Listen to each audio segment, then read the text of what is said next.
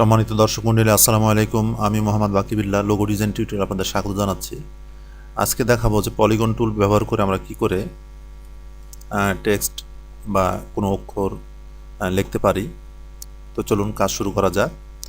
আমরা টুলবার থেকে পলিগন টুলটা সিলেক্ট করছি, দেন এখানে আমি ফিল কালারটা নান করে দিচ্ছি, দেন শিফট অল্টার ধরে আমি এইভাবে ড্রাগ করছি, সিলেকশন টুলে গেলাম এবং এটাকে আমরা শিফট ধরে ঠিক এইভাবে ঘুরাই নিব। তারপর আমরা লাইন সেগমেন্ট টুল নিয়ে ঠিক এইভাবে শিফট ধরে আমরা ড্রাগ করব, তাতে লাইন সেগমেন্টটা সোজা হয়ে আসবে আর কি। এরপর আমরা অ্যালাইন করে নিতে পারি, হরিজন্টাল এবং ভার্টিক্যাল অ্যালাইন সেন্টার করে নিতে পারি। দেন শুধুমাত্র লাইন সেগমেন্টটাকে সিলেক্ট করে আমরা রোটেট টুলে যাব। রোটেট টুলে আমি ডবল ক্লিক করলাম, দেন এখানে আমরা 60% করে দেব, 60, দেন কপি। এখন কিবোর্ড থেকে আমরা কন্ট্রোল ডি প্রেস করব ঠিক এইভাবে। তারপরে সিলেকশন টুলে চলে গেলাম, দেন সবগুলো সিলেক্ট করে আমরা পাথ ফাইন্ডারে এসে ডিভাইড করলাম। আমি আনগ্রুপ করছি না, ডাইরেক্ট সিলেকশন টুল ব্যবহার করছি। দেন আমরা এই দুইটা সিলেক্ট করে অ্যাড করলাম, এই দুটো সিলেক্ট করে অ্যাড করে দিলাম, এই দুটো সিলেক্ট করে অ্যাড করে দিলাম।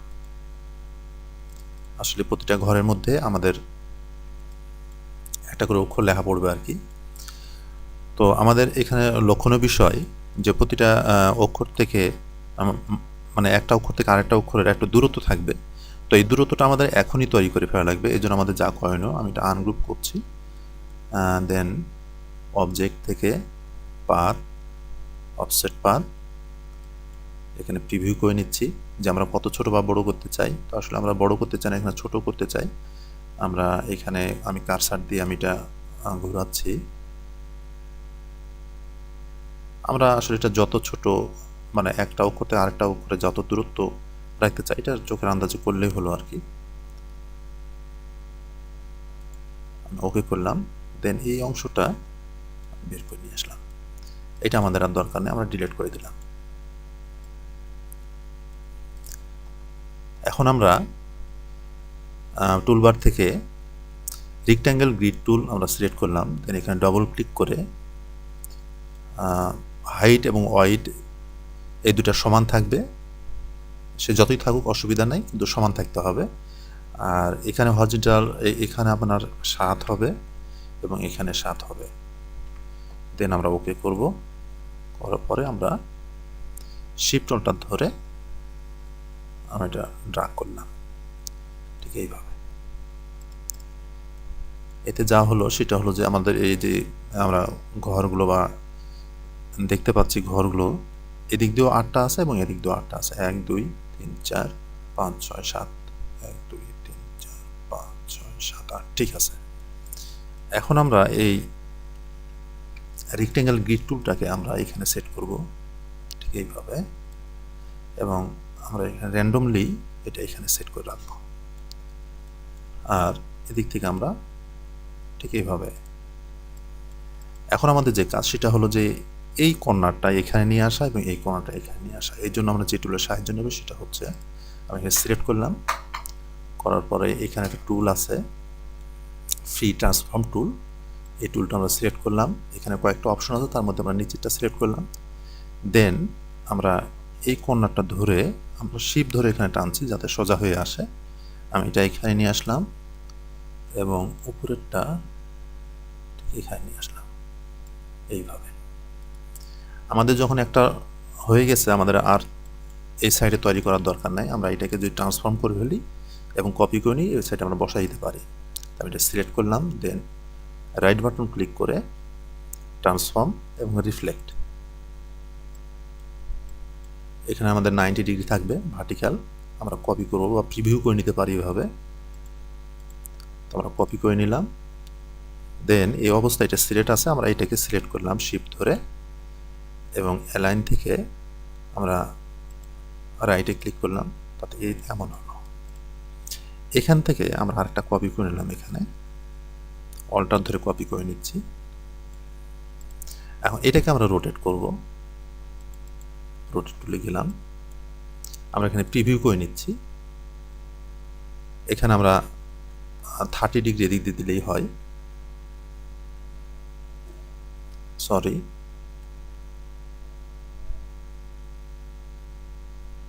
এখানে হবে 60 -60, দেন ওকে। আমরা এটা নিয়ে এসে এখানে সেট করে দিলাম, ঠিক আছে। এখন আমরা এটা এটা এবং এটা শিফট চেপে চেপে আমি এগুলো সিলেক্ট করছি। এখন আমাদের আর এটারও কোনো প্রয়োজন নেই, আমরা ডিলিট করে দিলাম এটা। এখন কথা হচ্ছে যে আমরা এর মধ্যে এটা আমরা একটা ডাইস বা একটা স্ট্রাকচার আমরা পেয়ে গেছি। এখন এর মধ্যে আমরা কি লিখতে চাই এটা সম্পূর্ণ আমাদের নিজেদের বিষয়। তো আমি আপাতত এখানে কিছু অক্ষর লিখে আপনাদের দেখাচ্ছি। তো এখানে আমি এখান থেকে শুরু করছি, আমি এটাকে সিলেক্ট করলাম, দেন আমরা শেপ বিল্ডার টুল সিলেক্ট করছি এবং আমরা র্যান্ডমলি এইভাবে আমরা ড্রা করছি। আমি এখানে কালার একটা অ্যাপ্লাই করি,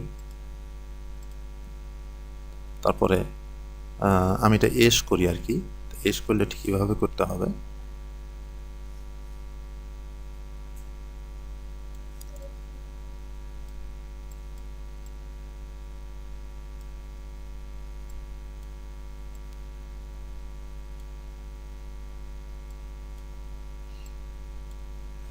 তাহলে এই ঘরে আমরা এস করলাম, এরপর আমরা এটা সিলেক্ট করছি,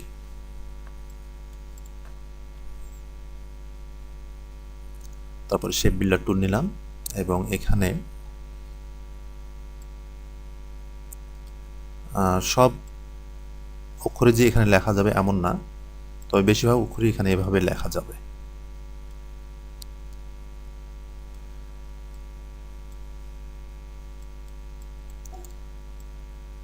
আমি এটা এম করছি,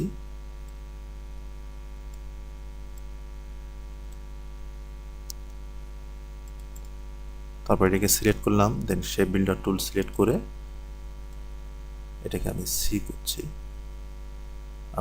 আমি এদিক দিয়ে সি করছি, আপনি এদিক দিয়েও করতে পারেন, যে কোনো দিক দিয়ে সেটা করা যায়।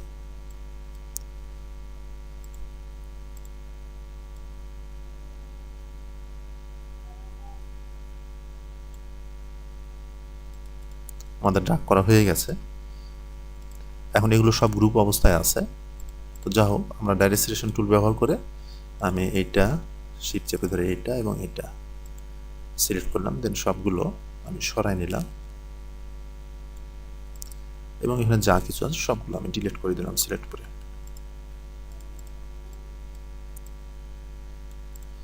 তো এইভাবে আমরা পলিগন টুল ব্যবহার করে খুব সহজে এসব অক্ষরগুলো লিখতে পারি এবং লোগোর রূপ দিতে পারি। স্যাম্পল হিসাবে এসব বিষয়গুলো, এসব পলিগন টুলের উপরে যে ইয়েগুলো লেখা হয় অক্ষরগুলো, সেগুলো দিয়ে আপনার স্যাম্পল তৈরি করা যায়, স্যাম্পল হিসাবে ব্যবহার করা যায়। আবার এখানে অনেক মডিফাই করা যায়, রঙের ব্যবহার আছে এখানে। তো এগুলো আসলে একেবারে নিজস্ব বিষয়, আমি এখানে হালকা দেখাচ্ছি আপনাদের। মূল বিষয় এটাই। আমি এসব কর্নারগুলোকে রাউন্ডেড করে দিতে পারি। এক্ষেত্রে আমাদের যা কয়েনও মাইনাস পেন দিয়ে আমরা এই যে অ্যাঙ্কর পয়েন্টগুলো অনেক আছে, এগুলো আমরা কিছু ডিলিট করে দিতে পারি। এগুলো যেগুলো অপ্রয়োজনীয়, মানে যেগুলো ডিলিট করলে আমাদের শেফের কোনো বা আমাদের অক্ষরের কোনো সৌন্দর্যের ঘাটতি হবে না, এগুলো আমরা ডিলিট করে দিতে পারি এভাবে, ঠিক এইভাবে।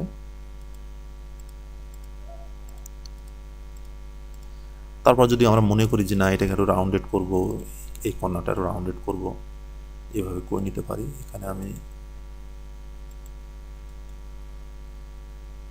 27 করলাম, তাহলে এখানেও আমাদের 27 করতে হবে। 2-7 লেখা আমি এন্টার করলাম, এখানেও 27 করব।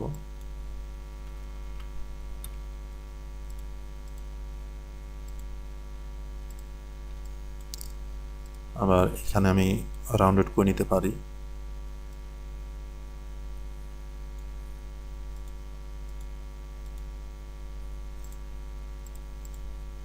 আমরা এগুলো রাউন্ডেড করতে পারি।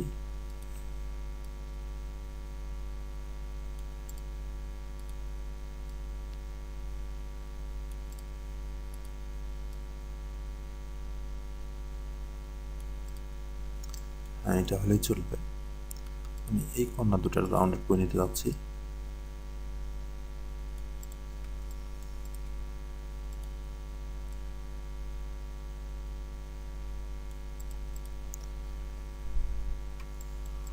তো ঠিক এইভাবে আমরা পলিগন টুল ব্যবহার করে আমরা একটা লোগো বা স্যাম্বল এভাবে তৈরি করতে পারি। আবার ইচ্ছা করলে আমরা পলিগন টুলটা নিয়ে আবার ড্র্যাগ করে আমি এটা স্ট্রোকে কালার দিচ্ছি, স্ট্রোকটা একটু বাড়ায় নিলাম 4 পিক্সেল, দেন অবজেক্ট এবং এক্সপান্ড করে ফেললাম। আমরা এটা গ্রুপ করে নিচ্ছি, দেন এই দুটো সিলেক্ট করে আমরা হরিজন্টাল অ্যালাইন সেন্টার এবং ভার্টিক্যাল অ্যালাইন সেন্টার করে একদম মিডিলে নিয়ে আসলাম এই পলিগনের। আমি শিফট অল্টার দিয়ে একটু ছোটো করে নিলাম। আমরা এইভাবে ওইটা অ্যাপ্লাই করতে পারি। এখন এখানে রঙের ব্যবহার, এটা আমি রঙের ব্যবহার দেখাচ্ছি না, মূল বিষয় এটাই, আপনার যে যার রং যেমন পছন্দ এটা ব্যবহার করবেন, বা কোম্পানি যেমন চাই, কন্টেস্টে যেমন চাই সে ধরনের রং ব্যবহার করবেন। আমি পলিগন টুল নিয়ে আরেকভাবে অক্ষর লেখা যায়, আমি সেটা দেখানোর জন্যই আসলে এদিকে এত সময় ব্যয় করতে চাচ্ছি না। আসলে আরও একভাবে পলিগন টুল দিয়ে লেখা যায় এটা দেখানোর জন্য আসলে কালার টালার এইসব বিষয়গুলো আমি খুব একটা গুরুত্ব দিচ্ছি না। তো আমরা পলিগন টুল আবার আমি সিলেক্ট করলাম, দেন শিফট অল্টার ধরে আমি ড্র্যাগ করলাম এবং এখানে ফিলে কালার আছে, আমি স্ট্রোক করে দিলাম। এখন বিষয়টা হলো যে আমরা আসলে এর মধ্যে কয়টা অক্ষর লিখতে চাই এটার উপর নির্ভর করে যে আমরা কীভাবে এটাকে করব। তো আমরা আপাতত 2টা অক্ষর কীভাবে লেখা যায় এটা প্রথমত দেখব, তারপর 3টা অক্ষর কীভাবে লেখা যায় এটা আমরা দেখব আর কি। তো আমি এটাকে শিফট ধরে ঘুরাই নিলাম এইভাবে, দেন আমি একটা লাইন সেগমেন্ট টুল নিয়ে শিফট ধরে ড্র্যাগ করলাম,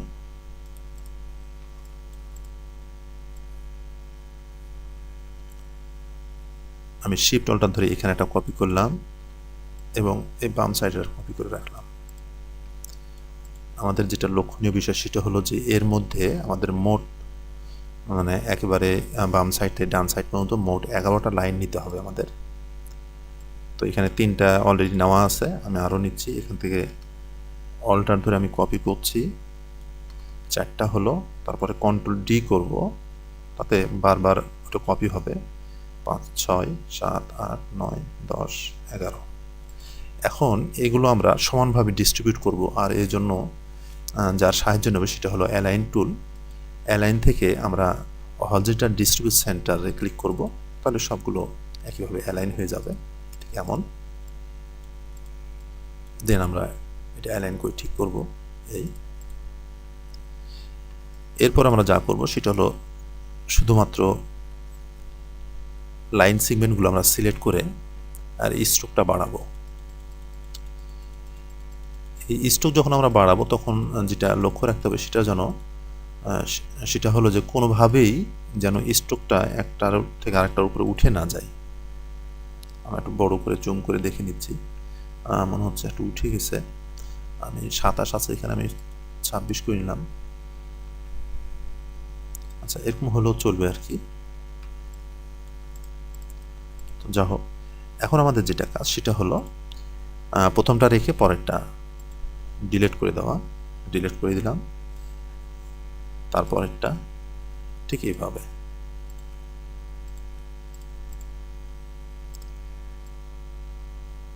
তারপর আমি লাইনগুলো সিলেক্ট করে রোটেট টুলে গেলাম এবং এখানে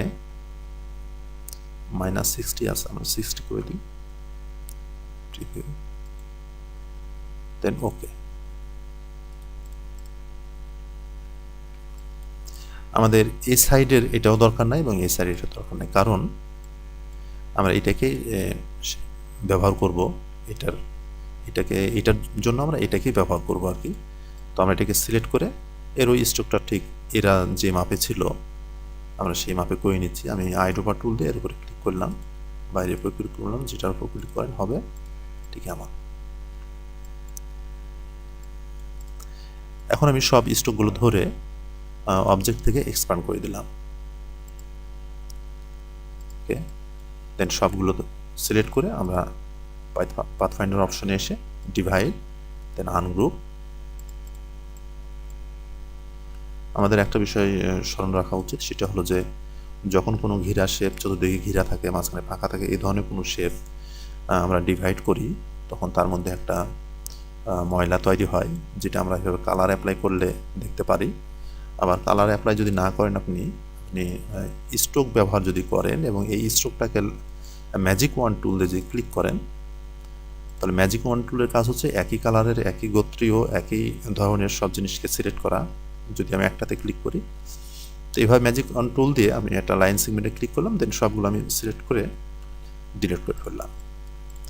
এখন এখানে আরও সীমিত জিনিস করা যায়, সীমিত অক্ষর লেখা যায়। তো এখানে যেটা করব আমি, সেটা হলো যে এদিক থেকে এটা এস করছি আমি, আর এই জন্য যা করলাম, আমি এই অ্যাঙ্কর পয়েন্টটা সিলেক্ট করে আমি কন্ট্রোল জেড করছি আবার দেখানোর জন্য। আমরা এস করার জন্য আসলে এইভাবে এসটা হবে, সেজন্য আমরা এই অংশটা ছুটাই দেব এখানে। তো এই অ্যাঙ্কর পয়েন্ট ধরে আমি এইভাবে ড্রাগ করছি। যখন আমরা ড্রাগ করব তখন আমাদের খেয়াল রাখতে হবে এই যে রেখাটা আছে এটা যেন ঠিক ওই বরাবর থাকে, বরাবর রেখে আমরা ছেড়ে দিলাম, দেন ডিভাইড করলাম এবং অপ্রয়োজনীয় যে জিনিস সেটা আমরা ডিলিট করে দিলাম। তাহলে এসটা এইভাবে শুরু হলো, তাহলে এটা থাকবে না, তাহলে এটা থাকবে না এবং এটা থাকবে না। তাহলে এবার এটা হলো এস, আর এটা হয় ই হয় বা এম হয়, মানে এটা এবং এটা ছুটাই দিলাম। এটা তো ছুটছে না, আমাদের এখানে ডিভাইড করতে হবে। আমি এখান থেকে সিলেক্ট করে টেনে নিলাম, দেন ডিলিট, এইভাবে। এরপরে সবগুলো সিলেক্ট করে আমরা ইউনাইট করে দিলাম, ঠিক এইভাবে। তো আমি মনে করি আপনাদের যে লোগো কনসেপ্টের যে ঝুলি আপনাদের, তার মধ্যে আরও দুইটা জিনিস যোগ হলো, সেটা হলো এই পলিগন টুল ব্যবহার করে স্যাম্পল তৈরি করা। অবশ্যই এগুলো অ্যাপ্লাই করবেন, এগুলো ইফেক্টিভ। তো আমি আর কালার অ্যাপ্লাই করছি না বন্ধুরা, এই ছিল আজকের টিউটোরিয়াল। তো আমি আশা করব আপনাদের টিউটোরিয়ালগুলো যদি ভালো লাগে তাহলে অবশ্যই লাইক, কমেন্ট এবং সাবস্ক্রাইব করবেন।